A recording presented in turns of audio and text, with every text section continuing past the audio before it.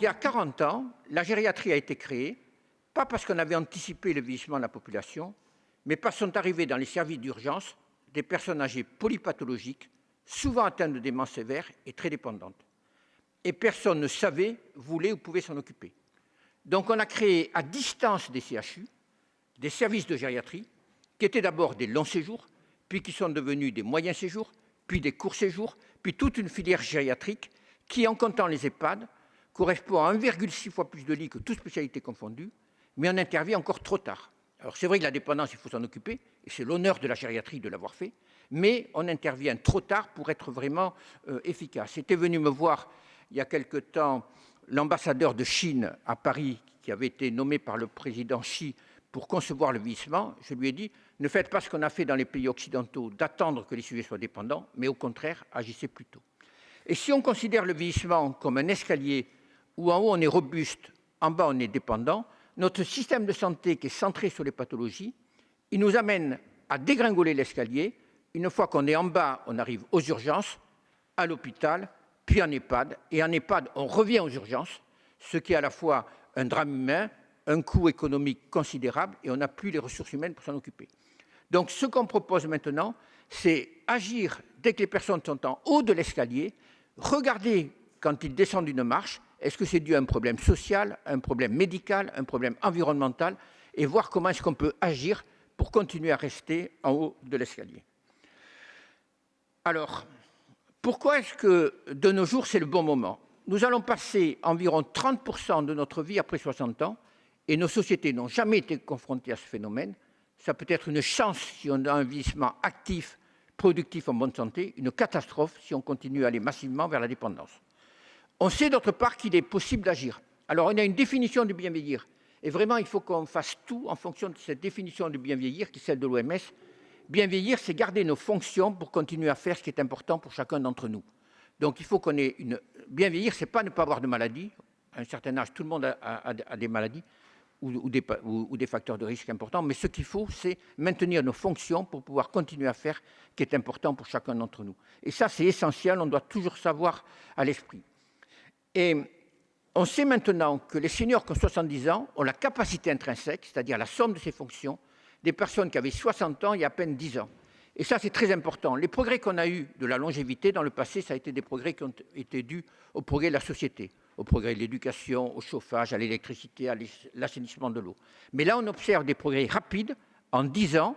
Donc ça veut dire que par la médecine, on peut agir, par le mode de vie, on peut agir, par le lifestyle, on peut agir. Donc on a des moyens d'agir, et là, on en a une preuve. Et notre objectif, au sein de l'IHU, et qu'on peut partager ensemble, c'est que dans 10 ans, les personnes qui auront 80 ans doivent être comme les personnes qui avaient 60 ans il y a 10 ans. Et ça, c'est quelque chose qui est atteignable, et c'est un objectif qu'on peut avoir. Certains disent, on se dit, quelle va être la grande révolution? Est-ce que ça va être l'intelligence artificielle, les robots? Ça risque d'être cette longévité en bonne santé, c'est-à-dire les personnes de 80 ans qui sont comme les personnes de 60 ans, et de nombreuses personnes arriveront jusqu'à 100 ans, tout en restant autonomes. Là, on n'est pas dans le transhumanisme. Ce qu'on veut simplement, c'est ces années qu'on a gagnées, qu'on les passe bien, et c'est quelque chose qui est possible. Alors, on a des opportunités, car les seniors aujourd'hui, ils ont tous vécu la dépendance chez un proche. Ce n'était pas vrai avant. Ils savent qu'ils peuvent vivre plusieurs décennies en bonne santé, ils le demandent. D'autre part, on a des travaux qui montrent que ça peut être un gain considérable pour notre société. Il y a un travail qui a été publié dans Nature Aging qui montre qu'une année d'espérance de vie en bonne santé, de gagner, c'est 36 trillions de dollars. Avec les trillions, je me perds, mais des milliers de milliards de dollars qui seraient réinjectés dans l'économie, ce qui peut être une solution vis-à-vis des déficits et du manque de croissance, surtout dans une population qui est en dénatalité. Et d'autre part, les progrès de la géroscience, dont on va reparler, qui vont nous permettre de mieux comprendre les mécanismes biologiques du vieillissement pour trouver des solutions. Il faut se méfier contre les dogmes. Pendant longtemps, on a dit c'est la sénilité. Pendant longtemps, on a dit lui, il est plus capable de travailler. Lui, il est plus capable de faire ça. Comme on disait il y a 60 ans, les femmes ne sont pas capables de travailler. Donc il faut lutter contre ces dogmes et contre cette ségrégation avec l'avance en âge qui n'a plus lieu d'être citée maintenant en France. Malheureusement, elle y est encore dans nos pays latins. Elle ne l'est plus dans les pays anglo-saxons. Il faut agir à ce niveau-là. Enfin, les cliniques de la longévité, il s'est créé, certains disent 3000, en faisant des recherches près de 1000 cliniques de la longévité l'an dernier dans le monde, mais souvent hors cadre académique. C'est le plus souvent des initiatives privées. Il faut qu'il y ait un cadre académique pour cette longévité en bonne santé. C'est pour ça qu'on a fait voter hier un rapport de l'Académie nationale de médecine sur l'approche clinique de la longévité en bonne santé. Donc les travaux que je vous ai montrés qui montrent que les personnes qui ont 70 ans aujourd'hui ont la capacité intrinsèque des personnes qui avaient 60 ans il y a 10 ans, aussi bien en Chine qu'en Europe, ici une cohorte en Angleterre, avec une amélioration de la capacité intrinsèque globale, amélioration de l'état psychologique, locomoteur, au niveau des fonctions cognitives. Donc vous voyez des éléments. Et cette publication dont je vous parlais, de Nature Aging, qui montre que c'est une des solutions pour réinjecter et améliorer notre économie. Alors la géroscience. Le concept de géroscience, vous le voyez, quand on avance en âge, les pathologies augmentent. Et on a toujours dit que le vieillissement est le principal facteur de risque de maladie d'Alzheimer. Et beaucoup de moi-même, y compris le professeur Dubois et d'autres, on a écrit que c'est le principal facteur de maladie d'Alzheimer, mais il est non modifiable. Et là, on s'est trompé. Parce que ce qui est non modifiable, c'est notre âge civil. Mais notre âge civil, il explore le temps qu'on a passé sur Terre. On a 40 ans, on a passé 40 ans sur Terre. On a 80, on a passé 80 ans sur Terre. Mais il n'explore pas le processus biologique du vieillissement. Et c'est ce processus biologique qui va être à l'origine des pathologies liées au vieillissement, telles que la maladie d'Alzheimer. Quand on pourra mieux le comprendre, cela va ouvrir des thérapeutiques pour des nouvelles molécules. Et c'est ainsi que Google vient de créer le centre de recherche Calico, que Amazon a créé le centre de recherche Altos, qui travaille notamment dans ce domaine de la biologie du vieillissement. Donc vous voyez, le vieillissement, de façon culturelle, on a parlé des comorbidités, du lifestyle, de l'environnement, de la génétique, mais le processus biologique, on a fait comme s'il n'existait pas. Et dans nos facultés de médecine, on ne nous a pas expliqué la biologie du vieillissement. Et on ne nous a pas expliqué la biologie du vieillissement dans les pathologies. Et du fait des progrès qu'il y a maintenant dans la recherche fondamentale avec l'intelligence artificielle, avec l'omics, on va avoir des progrès. Il y a un grand programme du National Institute on Aging qui vise, un programme Project qui unit tous les grands instituts de recherche aux États-Unis, qui vise à voir comment est-ce qu'on peut mesurer les cellules sénescentes in vivo chez l'homme, faire une cartographie de où elles sont et voir comment est-ce qu'on peut empêcher leur sécrétion ou les faire disparaître grâce à des traitements qui sont les sénolytiques, dont des travaux également dans la maladie d'Alzheimer et dans d'autres pathologies. Donc sans doute que les cellules sénescentes, ça va être une voie dans le domaine de la géroscience dont on parlera à peu près autant qu'on parle des cellules cancéreuses dans le cancer. Donc là, il y a des travaux très importants qui sont actuellement en cours. Et vous voyez ici ce économiste qui dit « Agir sur la biologie du vieillissement fait maintenant l'objet d'une recherche sérieuse ». Et vous voyez les grandes revues telles que le JAMA qui ont des papiers maintenant sur la géroscience, Translational Review, où ils font le point des connaissances dans ce domaine. Un exemple que je vais vous donner, c'est la GDF15. La GDF15, qui est une protéine qui augmente avec l'avance en âge, qui peut être à l'origine de perte de mobilité et de troubles de l'appétit, d'anorexie. Il y a des travaux qui ont été réalisés dans la cachexie du cancer, où un laboratoire pharmaceutique a mis au point un anticorps monoclonal qui bloque la GDF15, et on s'aperçoit qu'on augmente l'appétit et le poids chez ces patients cancéreux qui ont une cachexie. On a vu que les sujets qui étaient fragiles présentaient une élévation de la GDF15. Donc ça ouvre des perspectives thérapeutiques avec des anticorps monoclonaux qui permettraient à ce moment-là d'améliorer l'appétit et de lutter contre la fragilité. Donc les travaux sont à faire, mais ça vous montre que la géroscience n'est pas quelque chose d'uniquement théorique, c'est quelque chose qui se développe, dont on aura des résultats dans les années qui viennent. Et ici, c'est un travail qu'on a réalisé, qui a fait la couverture de Nature Aging sur une cloque de la capacité intrinsèque à partir de la cohorte INSPIRE-T de l'IHU, qui est une cohorte de 1000 patients conçue pendant 10 ans pour travailler notamment sur l'âge biologique et ses conséquences au niveau du vieillissement. Alors, le programme ICOP, si vous voulez, comme je vous l'ai dit, pour l'OMS, bien vieillir, c'est garder nos fonctions pour pouvoir continuer à faire ce qui est important pour chacun d'entre nous. Et il y a 6 fonctions qui sont essentielles, qui ont été retenues par l'OMS: la mémoire, la mobilité, la nutrition, l'audition, la vision et la psychologie, notre bien-être psychique. Et le but du programme ICOP, c'est de pouvoir repérer ces fonctions, essayer de comprendre pourquoi est-ce qu'on perd une de ces fonctions pour pouvoir les maintenir et rester en haut de l'escalier dont je vous ai parlé tout à l'heure, avec le I de ICOP qui veut dire intégrer. Jusqu'à maintenant, tout cela était en silo, on allait voir l'ORN, on allait voir l'ophtalmo, mais on n'avait pas cette approche intégrée qui est essentielle. Pour le bien vieillir, je ne vois pas actuellement d'autres approches pratiques aussi bien validées, étendues au niveau international que le programme ICOP. Je n'en vois pas d'autres. S'il y en a une autre, comme on la montre, mais je n'en vois pas d'autres actuellement. Donc il faut la mettre en place rapidement.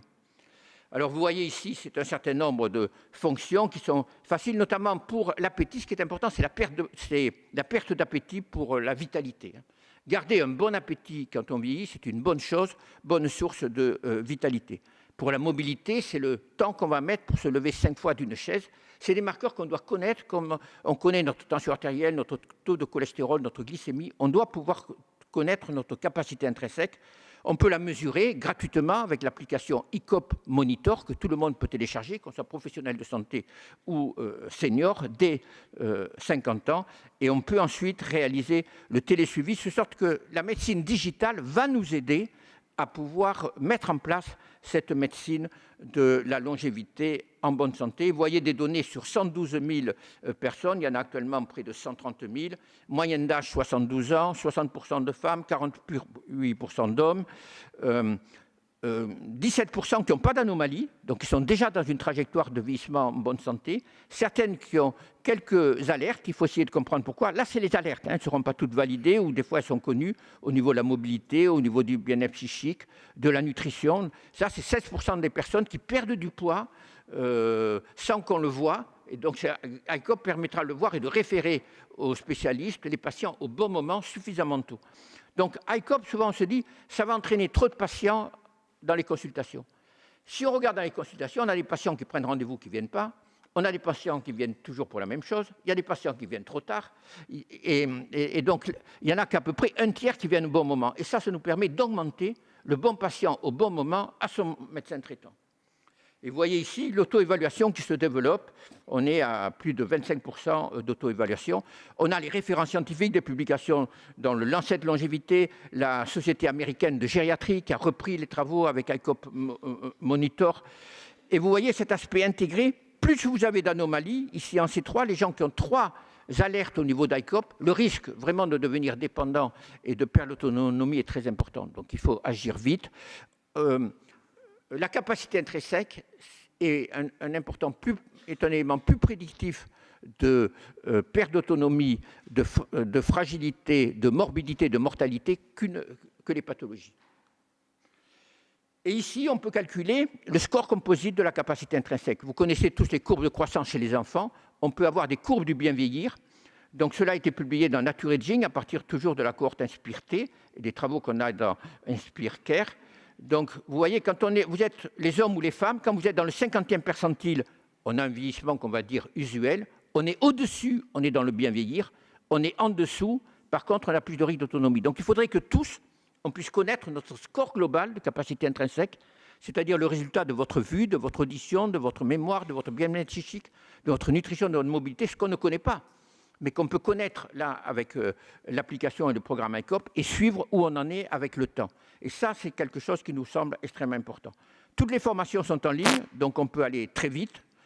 Ce qui est important, c'est de développer des plateformes de suivi, notamment des anomalies. On a un programme qui est en cours au sein de l'IHU, qui est le programme ICOP Trial, qui vise à voir quel est l'impact health économique. Pour l'OMS, le programme ICOP, c'est une somme d'évidence-based medicine. Donc, il y a eu suffisamment de preuves pour pouvoir le recommander. Et c'est rare quand l'OMS peut recommander un programme. Il faut qu'il passe, ça a pris 3 années de passer devant des commissions. Par contre, l'impact health économique va changer selon les systèmes de santé. C'est pour ça qu'on a ce programme qui est en cours chez 1000 patients qu'on va suivre pendant 3 ans, plus après 3 années complémentaires. Alors, l'approche clinique de la longévité.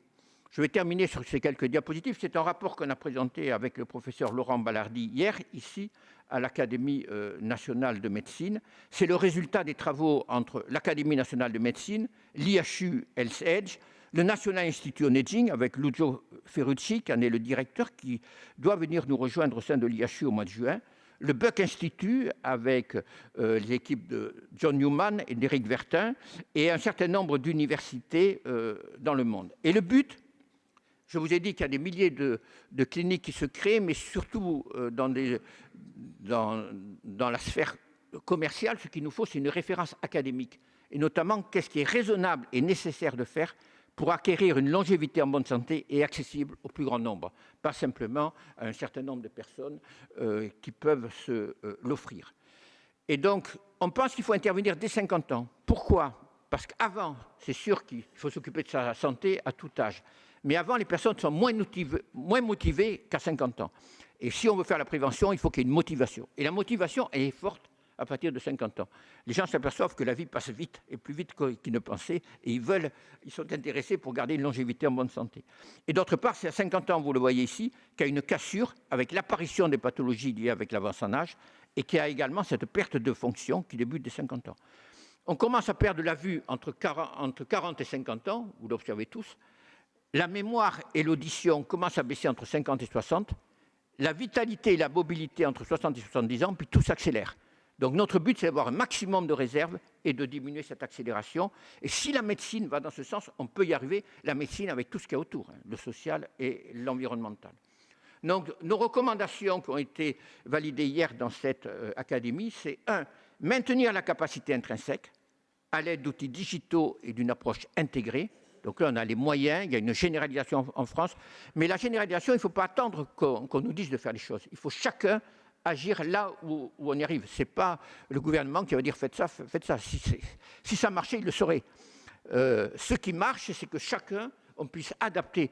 Pourquoi est-ce qu'on a fait le MMS ? Ce n'est pas le gouvernement qui nous a dit de faire le MMS. On s'est dit, c'est les progrès de la médecine qui nous ont dit de le faire. Pourquoi est-ce que certains centres sont allés vers la maladie d'Alzheimer ? Parce qu'après, le gouvernement, il arrive après, et c'est normal, pour appuyer ce qu'il est en train de faire actuellement. Donc il faut maintenir la capacité intrinsèque. Après, il faut faire, le second slogan, c'est de ne plus mourir d'une maladie qu'on peut prévenir ou qu'on peut guérir si on a fait un diagnostic précoce. Et là, c'est les vaccinations. Les vaccinations, c'est complexe, parce que c'est la vaccination contre le Covid, contre la grippe, contre le VRS, au niveau du pneumocoque, au niveau du zona, plus tous les rappels tels que le tétracoque. Si on n'est pas dans une organisation spécifique, les gens ne le font pas. Et l'approche clinique de la longévité peut donner un cadre à ce niveau-là pour y arriver. Et enfin, repérer les pathologies liées au vieillissement à un stade précoce où on peut agir, que ce soit le dépistage de certains cancers, des maladies cardiovasculaires, etc. Et enfin, intégrer les progrès de la gyroscience à venir. On dit qu'actuellement, vis-à-vis de la gyroscience, on n'a pas de marqueurs biologiques ou de gyroprotecteurs suffisamment validés pour le recommander. Donc on dit on n'en recommande pas, ce n'est pas la peine d'aller payer des cloques épigénétiques, des cloques inflammatoires ou autres à ce stade. Mais par contre, continuons la recherche parce que ça va arriver et on aura des mises à jour quand cela arrivera. Et sans doute qu'une révolution sera notre carte vitale, elle nous donnera peut-être dans quelques années notre âge biologique plutôt que notre âge chronologique. Déjà, il faudrait qu'elle nous donne le score de capacité intrinsèque. Donc, c'est des éléments sur lesquels on travaille. Donc, c'est dans ce cadre qu'a été créé l'IHU Health-Edge, qui a 7 piliers. Le premier pilier, c'est aider au développement d'ICOP en tant que centre collaborateur de l'OMS et en lien avec l'OMS. Deuxième pilier, c'est les cohortes pour mieux comprendre le vieillissement, la cohorte humaine de 1100 sujets qu'on suit pendant 10 ans pour travailler sur la biologie, mais aussi des cohortes de souris, 1400 souris qu'on a suivies pendant 2 ans, des colonies de killifish, qui sont des poissons qui vivent environ 6 mois, pour travailler sur l'omics. Ensuite, des travaux plus spécifiques de recherche fondamentale sur les T-cells, sur l'apeline, la mitochondrie, le tissu adipeux. Le RCT-ICOP dont je vous ai parlé, une plateforme de drug trial dans la gyroscience dont s'occupe le professeur Yves Roland, pour lequel on a été sélectionné pour le X-Prize. Le prix X, c'est ce qui, aux États-Unis, a permis le développement de l'aéronautique. Il y a 20 ans, il y avait la NASA qui développait l'aéronautique, et cette fondation a donné un prix de 100 millions de dollars pour stimuler des entreprises dans ce domaine. Et maintenant, ils ont pris comme thème la longévité en bonne santé, avec un prix de 100 millions de dollars pour l'équipe qui arrivera à maintenir la mémoire, la mobilité et le système immunitaire. 600 équipes ont candidaté, 40 ont été retenues, dont notre équipe, et a été réalisé un programme ICOP Intense qui essaie de démontrer comment est-ce qu'on pourra agir sur la biologie du vieillissement. Et le professeur Roland a pu terminer l'essai dans les temps. Donc on espère pouvoir, à la seconde étape et la troisième étape, on est loin du prix, hein, mais on avance. Le comité scientifique de l'IHU Health-Edge et les différents partenaires de l'IHU, qu'ils soient institutionnels ou industriels, afin de travailler tous ensemble vers une longévité en bonne santé. On n'y arrivera pas seul, il faut travailler tous ensemble.